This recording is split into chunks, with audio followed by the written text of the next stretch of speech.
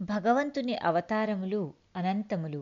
ఒక అక్షయ సరోవరం నుండి వాగులు, ఏరులు ఏ విధంగా నిరంతరం ప్రవహిస్తూ ఉంటాయో, ఆ విధంగా శాశ్వతుడైన పరమాత్ముడి నుండి వివిధ అవతారాల ఆవిర్భావం జరుగుతూ ఉంటుంది.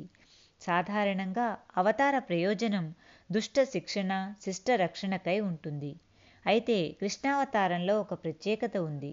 అది ఏమిటంటే, జగత్తులో రాక్షసుల సంఖ్య అధికమై ఉన్నందున తాను ఆ భారాన్ని మోయలేకుండా ఉన్నానని భూదేవి వేడుకోగా, రాక్షసమయంగా ఉన్న జగత్తుని ఉద్ధరించేందుకు వచ్చిన అవతారం కృష్ణావతారం.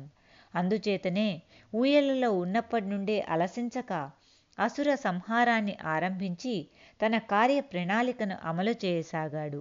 అంతేకాదు, ఆది భౌతికంగా మెసిలే దైత్యులే ఆధ్యాత్మికంగా జీవుడి జీవనంలో కలిగే వికారాలు అని సూచిస్తూ, అంతరంగంలో దాగి ఉండే వారి నుండి మనల్ని మనం ఎలా ఉద్ధరించుకోవాలో అర్జునుడిని నిమిత్తంగా చేసుకుని భగవద్గీతను అందజేశాడు ఆ కృపాసాగరుడు. బాలకృష్ణుడు ఏం చేసినా ఏం చేయకపోయినా అన్నీ లీలలే, మాధుర్య రసభరితాలే. కారణం, మాధుర్యానికి అధిపతి అయిన కృష్ణుడు వ్రజవాసుల శుద్ధ ప్రేమకు లొంగిపోయాడు. ఆ వ్రజవాసులందరికీ తమకన్నా తమ వారికన్నా కృష్ణుడి యందే అధిక ప్రేమ. అందుకే ఒకనాడు వారంతా సమావేశమై గోకులంలో కృష్ణునికి అరిష్టాలు కలుగుతున్నాయి. ఒకసారి పూతన, మరొకసారి శకటాసురుడు, ఇంకొకసారి తృణావర్తుడు వచ్చారు. అంతేకాదు, బాలకుని సమీపంలో 2 పెద్ద చెట్లు విరిగిపడ్డాయి. దైవానుగ్రహం వలన ఇప్పటి వరకు ప్రమాదం ఏదీ జరగలేదు. కానీ ఈ ఊరు కృష్ణుడికి అచ్చి రాలేదు.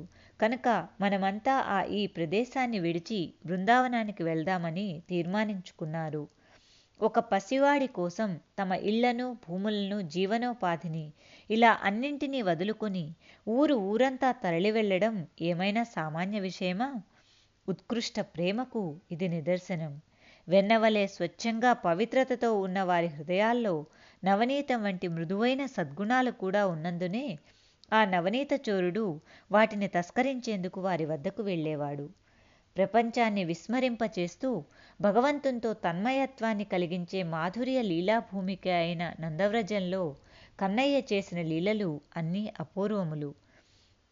భగవంతుడిలో ఎంతటి అనుగ్రహం ఉందో, జీవుడి ప్రేమను తనవైపు ఆకర్షించుకునేందుకు ఆయన ఏ విధంగా కన్నుల్లో కపటాశ్రువులను తెచ్చుకుంటాడో, ఏ విధంగా కోపగిస్తాడో, ఏ విధంగా పరుగులు పెడుతూ పట్టుబడతాడో, తాను భక్త పరాధీనుడనే యశస్సుని ఏ విధంగా సంపాదించుకున్నాడో చూడాలంటే మనం గోకులానికి వెళ్ళవలసిందే. మరి ఇక ఆలస్యం దేనికి? ఒకనాడు యశోదమ్మ ఇంట్లోని దాసదాసీలకు వేరువేరు పనులను అప్పచెప్పి తాను మాత్రం తన ప్రియమైన కృష్ణునికి వెన్నను చేసేందుకు పెరుగుని కవ్వంతో మధించసాగింది. కృష్ణుని కోసం వెన్నను చేస్తూ హృదయంలో కృష్ణ లీలలను తలుస్తూ పరవశంతో వాటిని గానం చేయసాగింది. ఈ విధంగా శరీరం, మనస్సు, వాక్కులను భగవదర్పణం గావించింది. త్రికరణాలను కృష్ణుని యందే నిలపగలిగింది. ఆ సమయంలో ఆమె ముఖంపైన స్వేదబిందువులు మెరుస్తున్నాయి. తలలోని మాలతీపూలు జారి పాదాల చెంత పడసాగాయి. బహుశా ఆ మాలతీపూలు ఇంతటి శ్రేష్ఠురాలి తలపైన కన్నా చరణాల వద్ద ఉండడమే సమంజసమని భావించి ఉంటాయి. అయితే ఇవేవీ ఆమెకు తెలియదు. పూర్తిగా కృష్ణధ్యానంలో నిమగ్నమై ఉంది.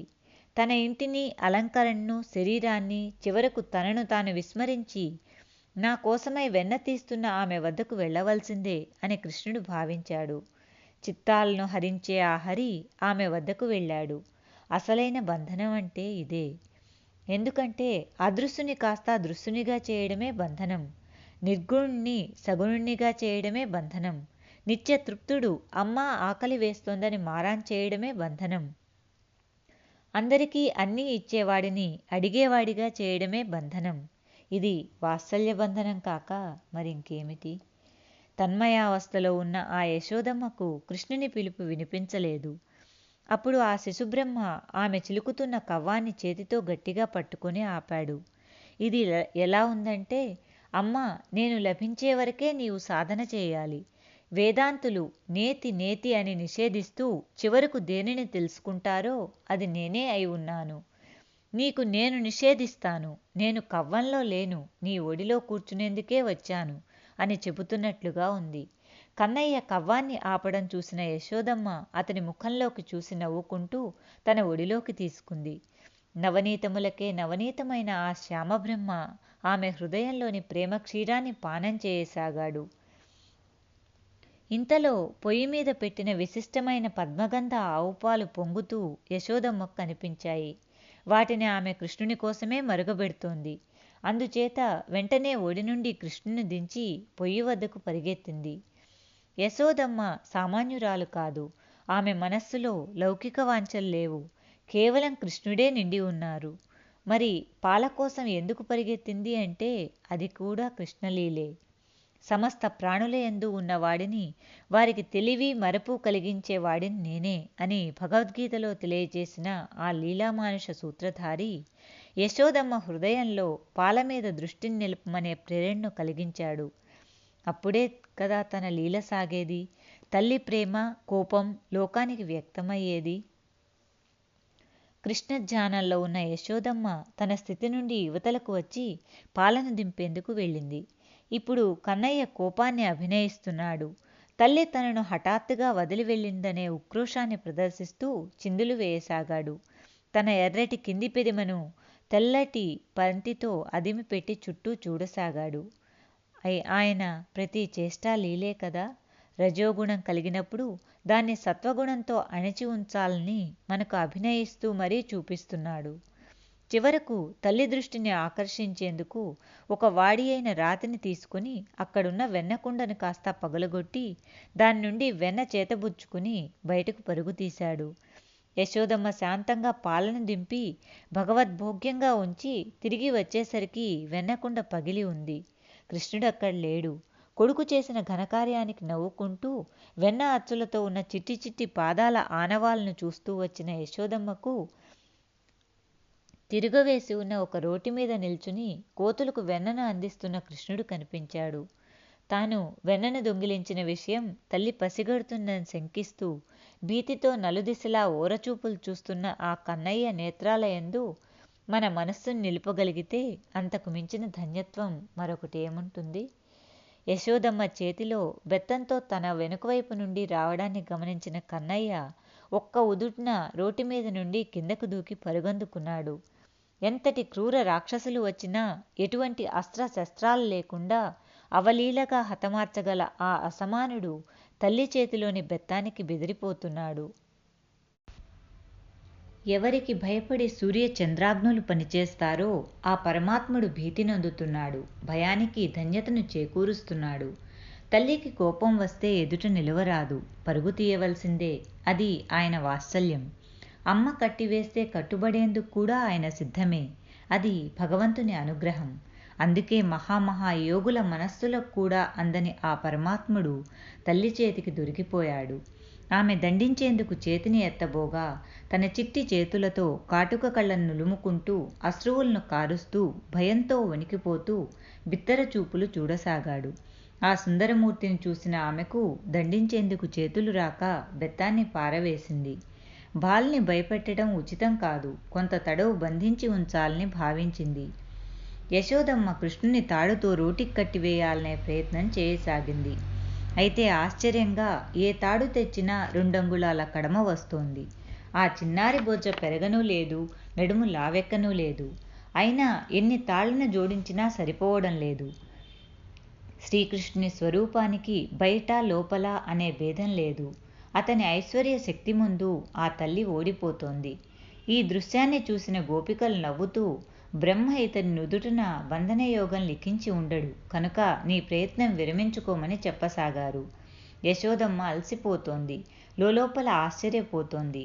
అయినా బంధిస్తూ సాయంత్రం అయినా పర్వాలేదు, ఊళ్ళోని తాళ్లన్నీ తెచ్చి అయినా సరే నేను ఈరోజు నిన్ను బంధించి తీరుతాను అని అన్నది. తనని ఎలాగైనా కట్టివేయాలనే తల్లి చింతనను చూసిన ఆ కన్నయ్య ఆమెకు తలొగ్గాడు. భక్తుని మొండితనం ముందు భగవంతుడు లొంగిపోతాడు.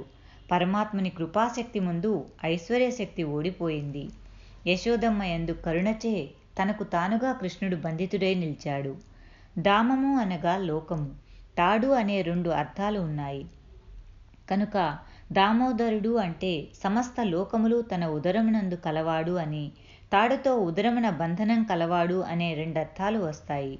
స్వతసిద్ధంగా దామోదరుడే అయిన ఆ హరి ఇప్పుడు తల్లిచే బంధింపబడి తిరిగి దామోదరుడిగా పిలువబడ్డాడు. ఈ దామోదర రూపాన్ని సత్యవ్రతుడనే మహాభక్తుడు దామోదరాష్టకంలో ఒక పద్యంలో అద్భుతంగా వర్ణించారు. దాని తాత్పర్యం: లీలగా ఏడుస్తూ చేతులతో కళ్ళను తుడుచుకుంటూ భయంతో కూడిన బెదురుచూపులు చూస్తూ మాటిమాటికి ఎగశ్వాస పీలుస్తున్నందున కంఠం వద్ద 3 రేఖలను కలిగి ఉండి భక్తుల వందనాలను పొందే దామోదరుడికి నమస్కరిస్తున్నాను. ఈ దామోదర లీలను చదువుతున్న వారికి, వింటున్న వారికి అప్రయత్నంగా ఆనందానుభూతి కలుగుతుంది. అది ఆ లీలలోని మాధుర్య మహిమ. తాను బంధితుడై ఉండి ఇతరుల బంధనాలను విడిపించటం ఈ లీల ద్వారా చూపించాడు దామోదరుడు. అయితే ఇది ద్వాపర యుగంలో కృష్ణుడు యశోదమ్మ ముందు చేసిన లీల అని ఆగిపోకూడదు. కృష్ణుడు శాశ్వతుడు. శ్రద్ధగా ప్రయత్నిస్తే మన బంధాలను తొలగించగలడు.